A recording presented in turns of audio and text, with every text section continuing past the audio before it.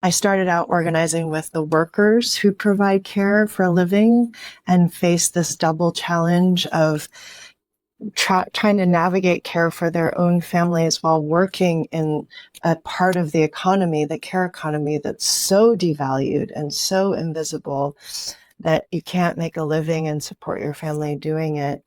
And seeing that whole picture through the eyes of the women who do care work as a profession just put me on a path to just trying to build this movement, to build the infrastructure we need. Welcome to API Futures, a podcast by Ascend where we empower global leaders of tomorrow.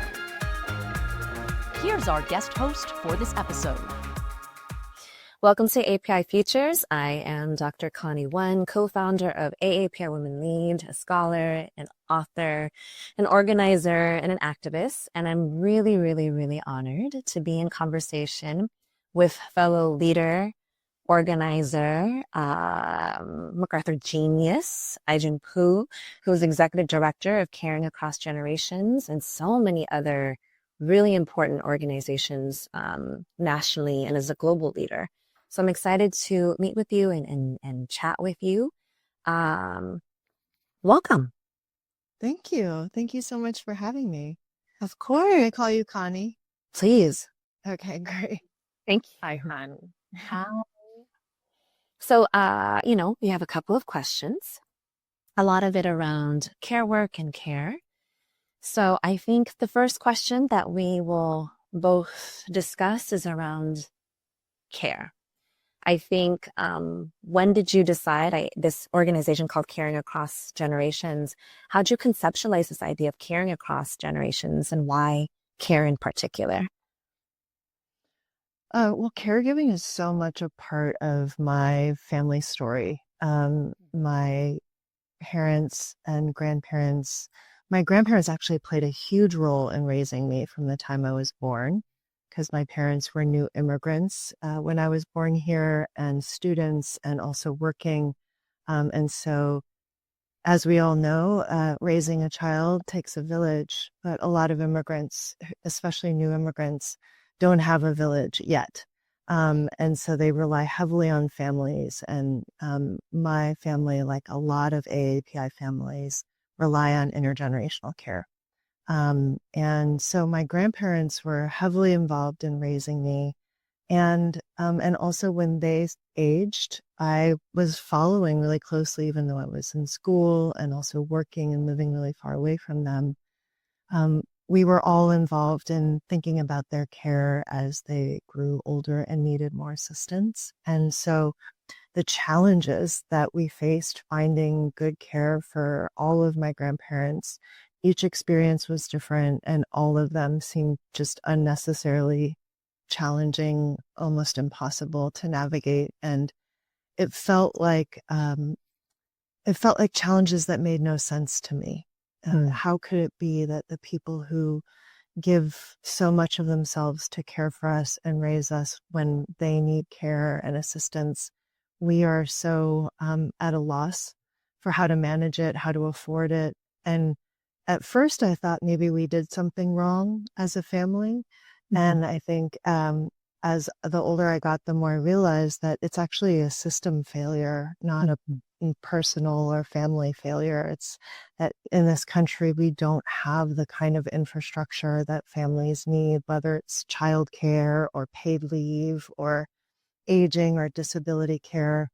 We're pretty much on our own to figure it out, with a challenge that was never meant to be navigated alone. It was always meant to be a collective and societal endeavor. And so I started out organizing with the workers who provide care for a living and faced this double challenge of trying to navigate care for their own families while working in a part of the economy, the care economy, that's so devalued and so invisible that you can't make a living and support your family doing it.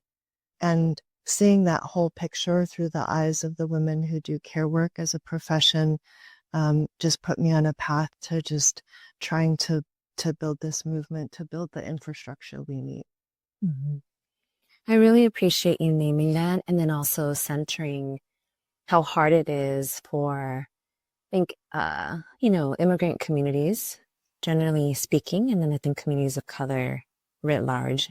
I think for us as, war refugees, Vietnamese war refugees, the infrastructure when our family got here was also really, really challenging, as you noted. And I think, you naming the role of our grandparents is so big, and it greatly resonates with me, given that both my sister and I and all of our cousins were raised by our grandparents. Yeah, they'd all come home and our grandfather would pick them up from school and have like Little Caesars pizza. Right. And just trying to look at for juniors. oh, right. See? And here they are trying to navigate this new world in the United States, and doing their best to create an infrastructure that you named doesn't exist. That's right. Right. And then, like you mentioned, which again deeply resonates, like our grandparents didn't speak English well, if at all. That's right. And then I think our parents, who were trying to be the breadwinners, also were trying to navigate systems while healing from war. You know what I mean? And not having an infrastructure around for that. And then I think what I also love around the generations conversation is about, for us at AAPI Women Lead, we do a lot of work on intergenerational just communities. And it makes me think about how our young people, myself included, I don't know if this is your case, but we ended up translating for our grandparents. Yep. Right? And translating for our parents. So it became this kind of intergenerational, I guess, a way of survival. It's a way of survival, and it's also such a beautiful illustration of how caregiving is never one directional, especially in our families. It's like our grandparents cared for us, but we also cared for them, even as children, in the interpretation and the navigation of this country and life here. And I find that the case in every family I meet. It's caregiving is seen as almost this. It can be seen as this thing where you're giving and you're giving and you're giving, but then every story has this way in which something can be received that's quite essential. Because it is about our fundamental human connection. We live in a country where 10,000 babies are born every day, and 10,000 of us turn 65, and we're living longer than ever. So we just need a lot of care in this country. And it's disproportionately falling on women because we don't have the systems or infrastructure that we need, the policies that would support us with childcare or aging and disability care. And so it's disproportionately falling upon women. And AAPI women in particular are holding a disproportionate share of that care, as family caregivers were much more likely to live with the people that we care for across generations, which means we're providing more hours of care per week than any other racial or ethnic group. And 20% of working class AAPI women are working in the care economy, which is much, much more than any other racial or ethnic group.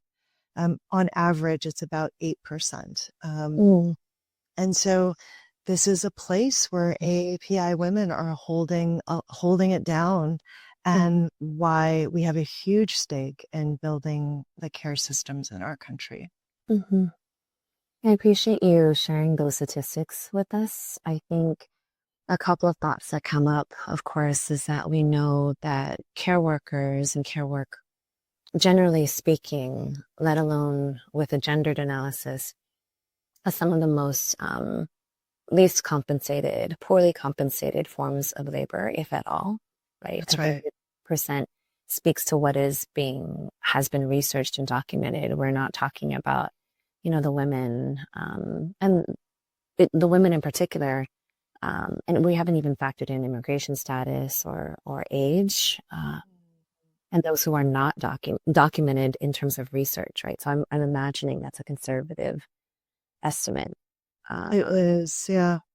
Yeah, actually, one of our affiliates at the National Domestic Workers Alliance, this wonderful organization called the Filipino Worker Center, based in California, they just recently worked with a group of Filipino home care workers. About 148 of them were working for this agency that was paying them $3 an hour with no overtime to provide live-in home care. And most of them are undocumented. And they decided to come together and organize with the support of the Filipino Worker Center. And they just won $5.5 million in unpaid wages for the worker, which is incredibly powerful and so important. But imagine how many more cases like that there are that aren't being, those stories that just aren't being told, and how much need there is for our community to reach out and to uplift this workforce. I think that, we were also at AAPI, we were collecting communities' stories, right? So we're big on qualitative research or story collecting, and it always comes from the community's kind of frameworks and their analyses. And one of the things that we definitely talked about was just how our forms of labor are unrecognized and uncompensated, right? And then our researchers also, and much more of our studies were around people's stories, per your point, right? So we have these numbers, which are really, really important. And as we know, it's the stories within them that can also be both inspirational and very heartbreaking, right? Yeah. So I think I'm curious if you've ever told your story, your family's story about immigration and migration as refugees and the care aspect of that. Because I think the refugee caregiving story is so powerful. Because as you're trying to navigate living with the trauma of war and displacement, the role that caregiving plays in keeping families together.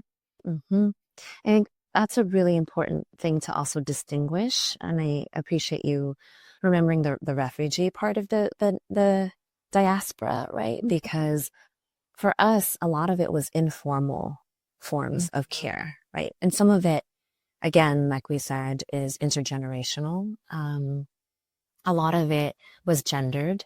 A lot of it was makeshift. A lot of it was experimental. A lot of it was, it was about our grandparents meeting with some of our great aunties, taking care of each other. And that also meant helping people to get citizenship, right? Helping people to apply for unemployment, helping people to apply for social services, right? That for us was also a part of the care work.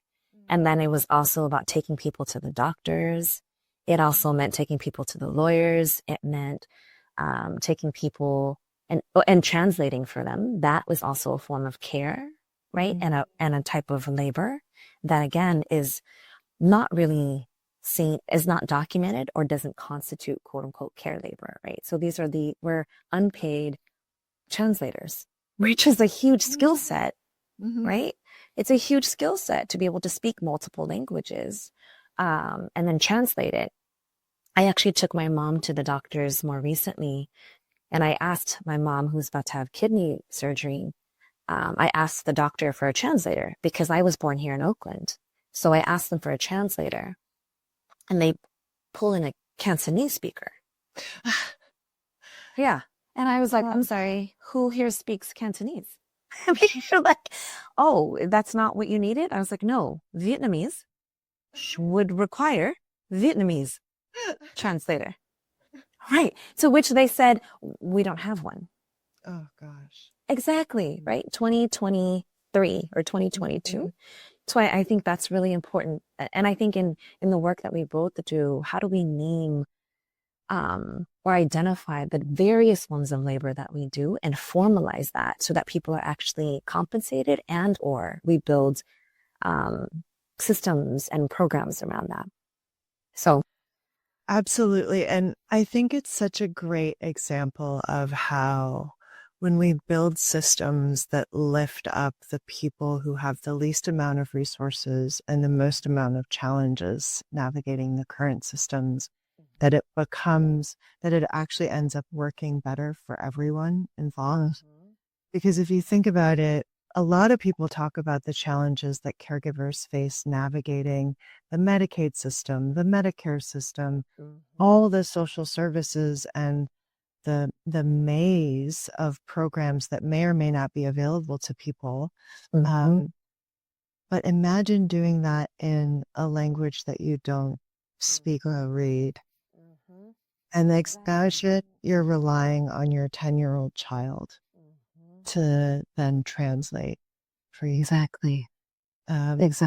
Imagine that you don't have your immigration status, so you're afraid of what information you can share with what agency in order to even understand what you're eligible for.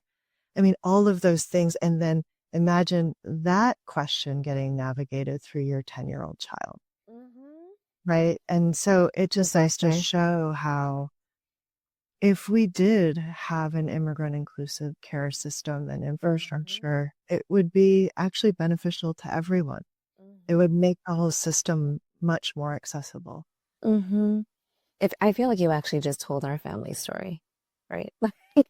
That's exactly what happened. Here we are trying to read through all these legal papers for major surgeries that are only in English, right? And a 10-year-old, let alone a 46-year-old like myself. Right. I'm just like, I actually don't know. I don't even know what this says. So I appreciate your work. And I can also tell that you've heard so many of our community's stories, and these stories inform a lot of the programming that you all do. So kudos for, amplifying our community stories. I think we have a few more minutes for a couple more questions, I think. One of the questions that I'm thinking about is about how did you learn, what kind of leadership skills did all of this, or your parents kind of instill in you? And by all of this, I mean your experiences as a child of immigrants and more, inform your leadership. I think that both of my parents were really passionate about the work that they do. My dad is a neuroscientist, and my mom, before she retired, was an oncologist. And Wow. And she was so passionate. I mean, she really went into medicine to be a caregiver. I think she was interested in the science aspect of it, but it was always the patient care and really helping people through these really tough health crises. That was her passion. And so with my mom, it was learning from her kind of boundless compassion and her desire to show up for people through crises, and help people remember that they're not alone. And then for my dad, I think it was just kind of the drive to solve problems and the curiosity that is required to truly do that. In this time, I just watched him. I mean, he'd constantly reading things that have nothing to do with his work, but just because he's so curious about how other people think about and solve problems. And so I think both of those, the compassion and the curiosity and the drive to solve problems, but to do it with a lot of compassion and with humanity, I think are core parts that live in me as I I love that. Your family seems so lovely. That's Amazing. I mean, every family is kind of like there's the beauty and then there's the Right. big. um, I, there's definitely a lot of love and care yeah. there. I love that. And the thing that comes up for me is, we were I was raised quite differently, right? Because my family are, refugees, came here Hmm. in 1975. And my mother's a survivor. My father's the perpetrator of harm, right? Hmm. And Hmm. I think for me, the leadership skills that people say that I have, and I'm honoring, it comes from my mother's legacy of surviving. Hmm. I think Absolutely. she had to figure out how to survive a war, um, and then come here and survive, the nuances that we just mentioned, and then survive my father. Um, so I think for me, the skill sets I learned about being resourceful and caring comes from being surrounded by women, who were kind of forced to learn how to do that. Yep. And I think one of the things that I definitely value is that for my mother as a survivor and myself as a survivor, and I know you know this, in many ways, is that when we are surviving, we want everyone else to survive and be cared for Yep. as well. It comes from that sense of responsibility and love, Hmm. right? Like we would not want other people to be ever harmed in the same way. And then we would also want to make sure that everyone is taken care of, Hmm. so a deep sense of responsibility. I think, I think I learned that from my family in that way. Yeah, Um, that's beautiful. thank you for saying that. It's a hard world out here, So the more that we can work together, and identify the nuances that you named and the complexities that make up the ANHPI community, the better I think we can serve our communities. That's right. And I also think one of the things that you said, if all these systems paid attention to immigrants in particular, and refugees and other communities of color, the world would be much better. And I wonder if the world just centered our framework, around caring for our communities, about being communal, about being reflective, about being responsible, about compensating people for their multiple forms of labor, about centering the women who are at the centers. How much And living better? intergenerationally, embracing intergenerational life. Yep, That's right. absolutely. And then honoring the things that our parents taught us for better, for worse. Like, ideally, we would be able to create a different world. I didn't tell us, where do you see the future of your work? And then what also would you tell your younger self? I would tell my younger self that to really trust in my decisions about where to invest, and that it, in some ways, what's important to me to build is really what matters, and Mm-hmm. whether or not it's recognized. I mean, we want to be in a world where everyone's contributions are valued and visible, but sometimes when you do the work, um, at the end of the day, that's what Mm-hmm. matters. Mm-hmm. Mm-hmm. And in terms of my vision for the work, I really want care. Mm-hmm. All of the caregiving and the care work that we do, Mm-hmm. whether it's for family members or in our communities or as a profession, to be valued and Mm-hmm. to be truly recognized for the essential contribution that it is, like foundation of our society and our economy.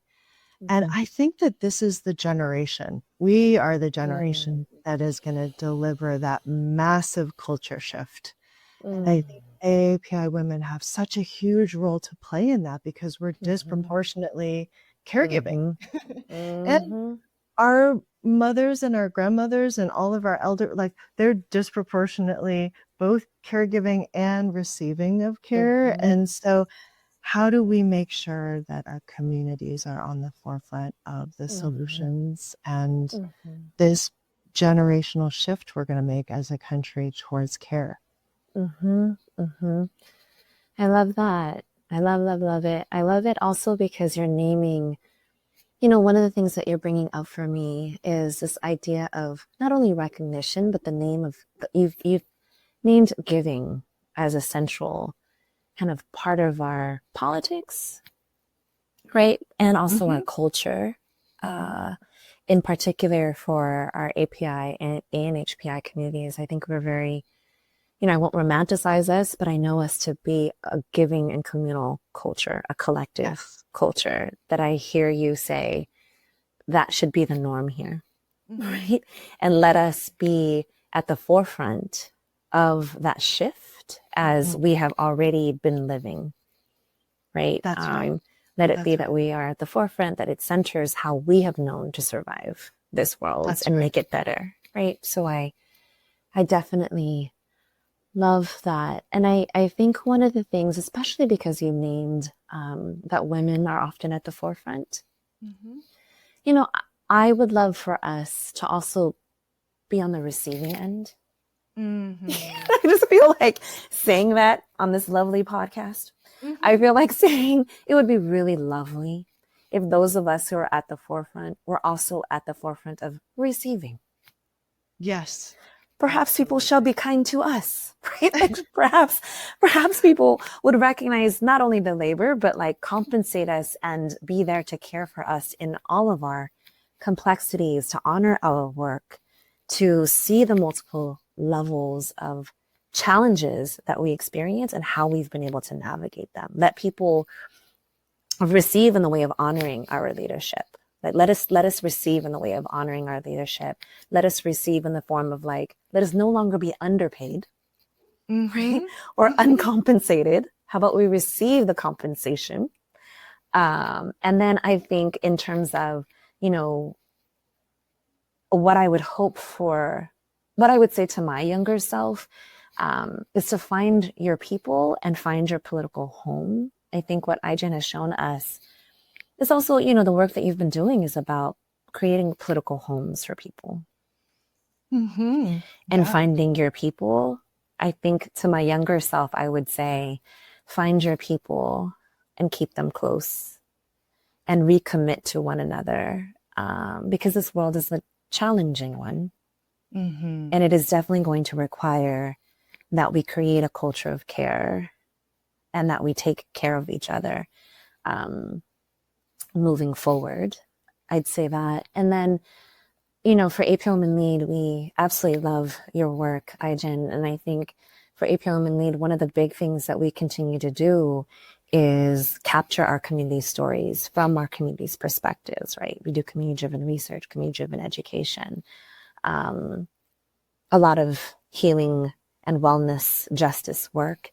For API Women Lead, we imagine a future where our stories, again, are at the forefront. And we're in cross-racial solidarity with people so that we can build a future together.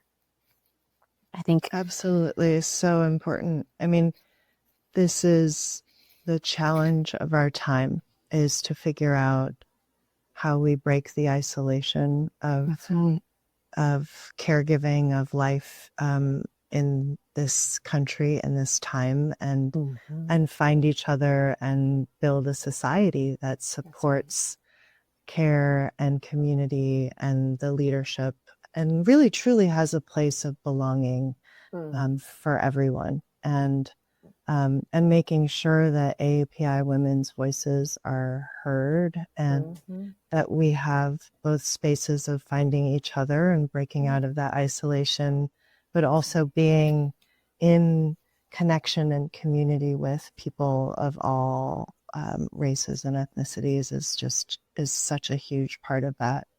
That's right. That solution. I love it. And so there you have it. Thank you, API Futures, for having created this platform for both myself and IGEN to have a community to be in community, to be able to talk with you so that we can build this future that we all dream of and are working towards. Thank you so much. Thanks for listening to API Futures, where we empower global leaders of tomorrow. Subscribe on Apple, Spotify, Amazon Music, and YouTube.